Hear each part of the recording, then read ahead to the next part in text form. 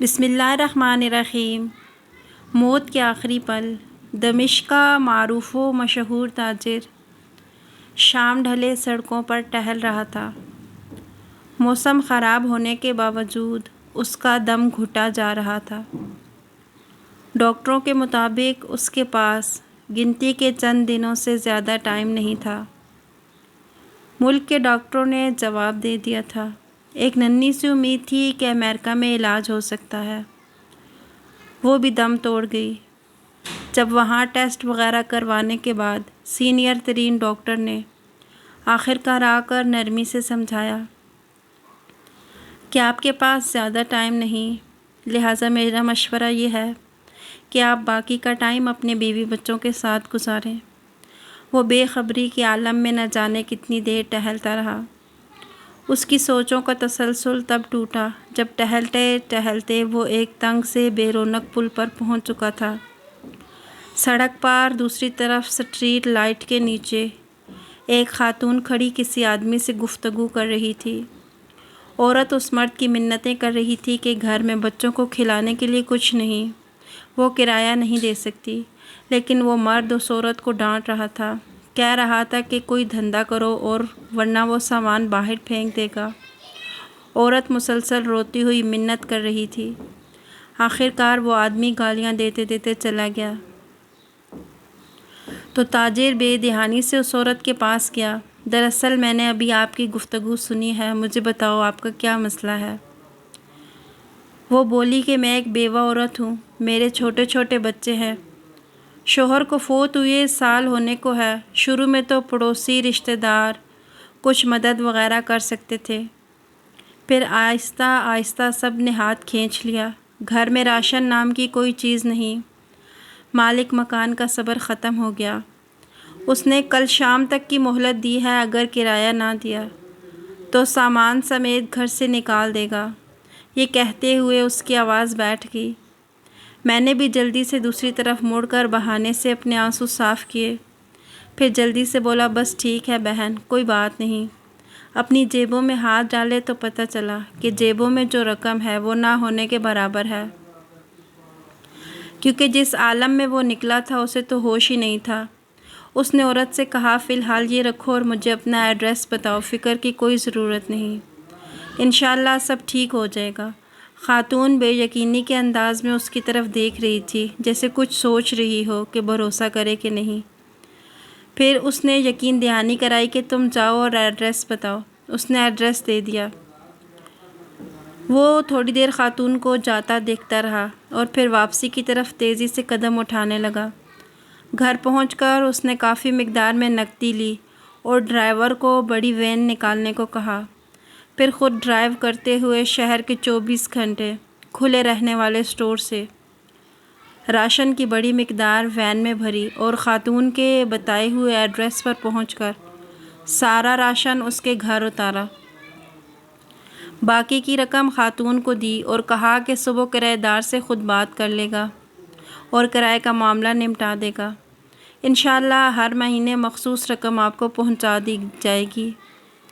یہ کہہ کر وہ چلا گیا۔ خاتون بت بنی بے یقینی کے عالم میں کھڑی آنسوؤں بھری نگاہوں سے اسے دیکھتی رہی۔ وہ وین سمیت نظروں سے اوجھل ہو گیا۔ اب اس کی حالت کافی مختلف تھی۔ اس کے انگ انگ سے خوشی پھوٹ رہی تھی۔ اب اسے ہفتہ 10 دن گزارنے کی جو فکر تھی وہ تھوڑی کم ہو گئی۔ ہفتہ 10 دنوں کا خیال آتے ہی اس نے کاغذ قلم لے کر خاتون کا ایڈریس لکھ کر وصیت لکھی کہ ہر ماہ باقاعدگی سے 4 لوگوں کے معقول خرچے سے بڑھ کر رقم اس ایڈریس پہ بھجوائی جائے، اور اس کاغذ کو لفافے میں بند کر کے تجوری میں رکھ دیا۔ اب اسے لگ رہا تھا کہ وہ اپنے آخری سفر کے لیے تیار ہے، اور اس نے تھوڑی بہت تیاری کر لی۔ پھر ہفتہ گزرا اور 15 دن گزر گئے اور پھر مہینے گزر گئے اور آخر سال گزر گیا۔ وہ ہسپتال نہیں گیا۔ وہ معمول کے مطابق رقم بھجواتا رہا۔ پورے 20 سال گزر جانے کے بعد ایک رات وہ معمول کے مطابق تہجد کے لیے اٹھا، وضو کر کے تہجد شروع کی اور سجدے میں دعا کرتے کرتے اس کی سانسیں ختم ہو گئیں۔ اس جہان فانی سے سجدے کی حالت میں رخصت ہو گیا، یہ سچا واقعہ یہاں ختم نہیں ہوتا، اصل خلاصہ تو اب آنا ہے۔ گھر والے جب صبح اٹھے تو اس کو سجدے کی حالت میں مردہ پایا۔ افسوس کے ساتھ گھر والوں کو اس بات کی خوشی تھی کہ اچھی اور مبارک موت ہوئی۔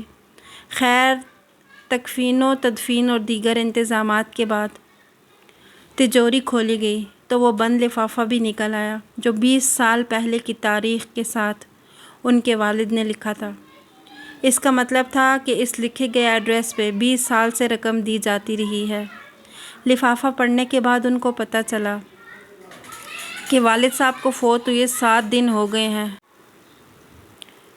اور ان کو لوگوں سے ملنے ملانے میں اتنے دن نکل گئے اور وصیت کے مطابق رقم 7 دن لیٹ ہو گئی۔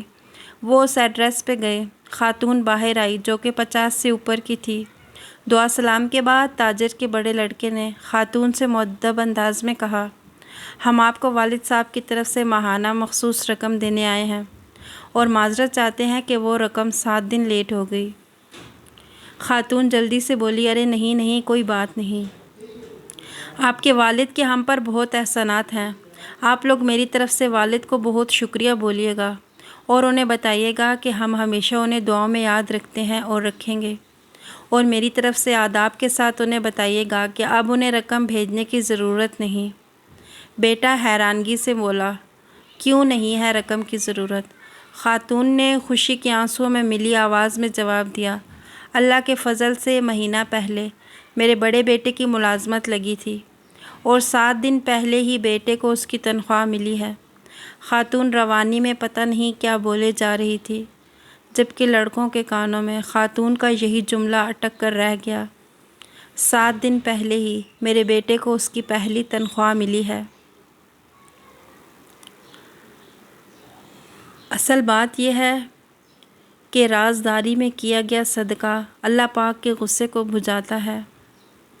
صدقہ ایسے خفیہ انداز میں دیں کہ ایک ہاتھ سے دوسرے ہاتھ کو خبر نہ ہو۔ صدقہ ہمیں طرح طرح کی مصیبتوں سے بچاتا ہے۔